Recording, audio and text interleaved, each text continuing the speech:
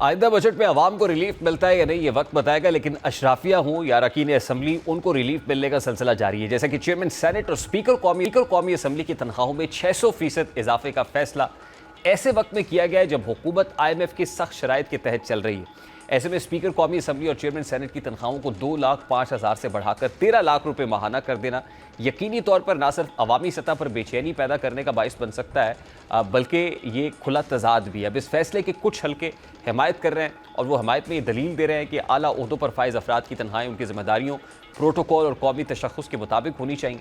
Chairman senate और speaker कौमी assembly महज रस्मी ओहदे नहीं है, बल्कि वो मुल्क के कानून साजी के अमल में मरकजी किरदार अदा करते हैं। उनकी ज़ेर क़यादत पार्लियामान का पूरा निज़ाम चलता है और उनके इख्तियारात में न सिर्फ इजलासों की सदारत बल्कि आईनी बहरानों में कलीदी फैसले भी शामिल होते हैं। इस बुनियाद पर बाज़ हल्कों का ख्याल है कि इन ओहदों की बरात को बेहतर बनाना एक फितरी तकाजा है, ख़ासतौर पर जब दीगर इदारों के सरबराहान और ब्यूरोक्रेसी को भी बड़ी मराद दी जा रही हो। लेकिन दूसरी जानिब जो इन तनख्वाहों में इजाफे की मुखालिफत कर रहे हैं, उनके बकौल जब एक मजदूर की कम अज़ कम उजरत पर भी इतफाक नहीं हो पाता, जहाँ पर मुतवस्सित तबके के मारे ज़िंदगी बेहतर नहीं है, ऐसे वक्त में सिर्फ आला ओहदों की बरात में बेतहाशा इजाफा एक मनफी तासुर उभार रहा है। पैगाम देता है कि बहरहाल अब इस फैसले के साथ अलाउंस के तौर पर 50% इजाफी रकम का ऐलान भी किया गया है, जो 1 जनवरी 2025 से नाफिजुल अमल होगा।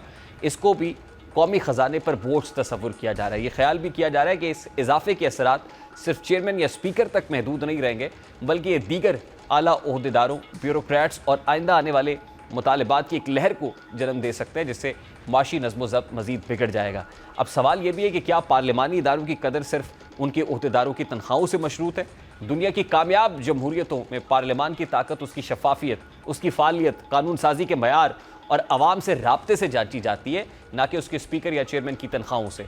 पाकिस्तान में अक्सर देखा गया है कि पार्लियामानी इजलास मामूली वजूहात पर मुलतवी हो जाते हैं, कोरम पूरा नहीं होता, कानून साजी में संजीदगी का फुकदान रहता है और अवामी मसाइल एजेंडे से बाहर होते हैं। ऐसे में सिर्फ बरात में इजाफा कर देना एक नुमाइशी और गैर ज़रूरी इकदाम मालूम होता है।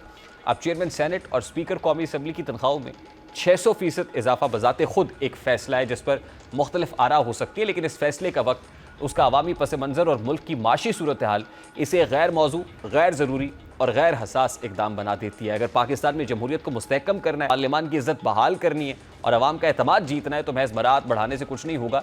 ज़रूरत सब्र की है कि अवामी नुमाइंदे खुद को अवाम की तरजीहात से मुंसलिक करें, वरना अवाम में सियासी बेजारी बढ़ सकती है। अभी एक ब्रेक लेंगे और ब्रेक के बाद जब वापस आएंगे तो टिकटॉकर सना यूसुफ कत्ल के हवाले से कुछ अहम पेश रफ्ते करेंगे। इस ब्रेक के बाद हमारे साथ ही